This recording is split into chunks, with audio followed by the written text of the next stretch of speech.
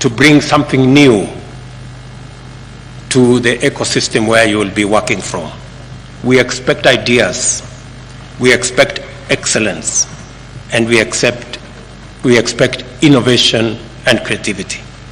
I want to congratulate the 51 fellows in the Emerging Leadership Fellowship Program.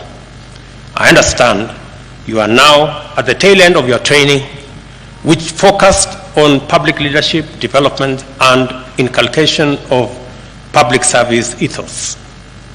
I am confident that you have adequately benefited from the many professional development opportunities that the program has offered you. And I want to reiterate that I am sure you are I want to reiterate what I am sure you are aware of.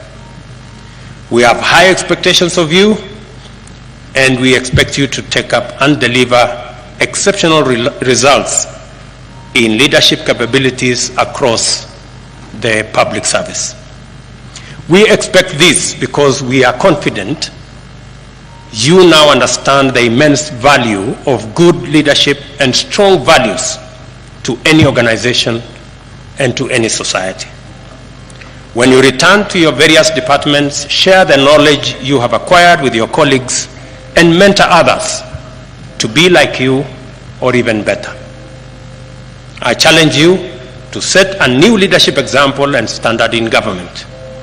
I urge you to be agents of real change and, above all, to keep the fire of service burning within you and in the organizations that you represent.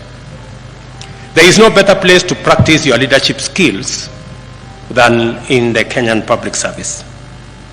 As the Commission begins the recruitment of the next cohort of fellows, I reiterate my personal support to this initiative, and let us build more leaders. Let us have a public service full of leaders, and we shall see an incredible difference as a nation. I wish to extend my gratitude to our partners, emerging public leaders of the United States, and our very own Emerging Leaders Foundation for their financial support that enabled us to run this program. And as I said, I am looking forward beyond APSA, and we must be grateful to APSA. Thank you very much for being our partners. Beyond APSA, I am expecting all our banks, all our private sector players, people in industry, people in business. Even if you run a business of 20, 30 people, take one intern, take two interns. What we are going to do is to make sure that if you become our partners and take an intern into your mentorship and into internship in your organization, we are going to allow you some tax rebates so that we can do this together and provide opportunities for the thousands of young people who are looking for an opportunity to display their talents, their knowledge, their expertise, and also use their energy to drive our development. I am delighted to commission the graduate interns joining the public service under the internship program. All of you here today were professionally recruited by the public service among 31,000 applicants. I must say, to make it to 3,900 from 31,000, you deserve some congratulations. Pongezi. I am also informed that representations are from every ward in Kenya. It couldn't be better. And I hope, Mr. Chairman, as I told you, I have some suggestions. I hope that those who, even if you come from a particular ward, that your internship should not necessarily be in your county. I think it is important for you to go to a different county and see what it looks like, and learn a different language, and look at different culture, and sample our nation. Do not be a villager. You know, there are people who go to primary school, secondary school, college in the same village. Please, we are a diverse nation, and the more we integrate, the more we work together, the better we become as a nation and the greater the appreciation of our diversity. This means that all of you, the 3,900, are special. All of you have something that can help us move the country forward. I am very confident about that. And I want to commend the Commission for ensuring that the interns reflect the face of Kenya by distributing all the available slots and ensuring also that persons living with disability and all genders are adequately represented. Again, Mr. Chairman, since these are very few opportunities, I hope next time, and since it is within your power, we can make this admission to internship 50-50 when it comes to gender, so that we can take this forward. Now, in its fifth cycle, the internship program has benefited more than 16,500 young graduates and continue to grow in popularity and reach. The program has injected vigor and energy into the public service through the creativity and ingenuity of youthful graduate interns. The length and breadth of Kenya has felt the impact of this program. The public service needs you and all of us. We have hopes in you. After your internship, you will be interested, hopefully, in a career in the public service. At the individual level, the internship program gives you an opportunity to gain work experience, develop interpersonal skills, build self-confidence, and enhance your chances of employment. I think the Deputy Governor of Murang'a is one such example. It is encouraging to note that over 10% of the interns who have previously been on the program have progressed to full-time employment in public service institutions.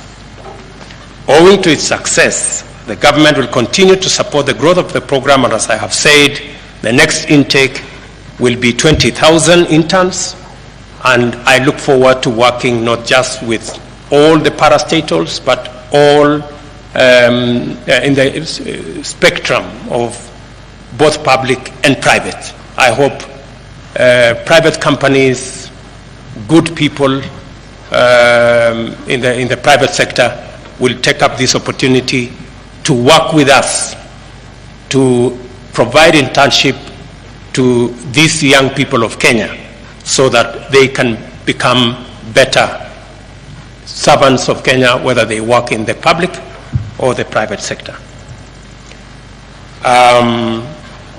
Much as we would wish to absorb all of you after the internship, we acknowledge that the government does not have enough openings for all of you. However, the government will continue to implement policies that promote investment and job creation by the private sector, as we were doing yesterday. Yesterday, with working with the American government and the American Chamber of Commerce, I think we have opened up opportunities in our special economic zones, in our export promotion zones, in our pharmaceutical sector, for us to access not just jobs for our young people, but to also access commodities, foreign exchange, taxes, and grow our economy. However, I am happy also and pleased to note that the public service has plans to develop a framework for partnership with private sector organizations in this program. That's my recommendation, Mr. Chairman and Waziri, so that we can bring all the assets that we have, both public and private, to support this exercise.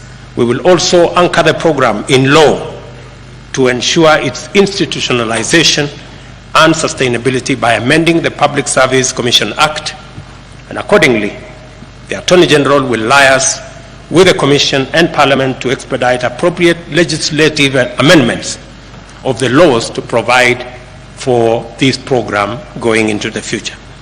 Allow me to make a few remarks about the 2021-2022 report on status of compliance of values and principles in Articles 10 and 232 of the Constitution that the Commission has presented to me this morning.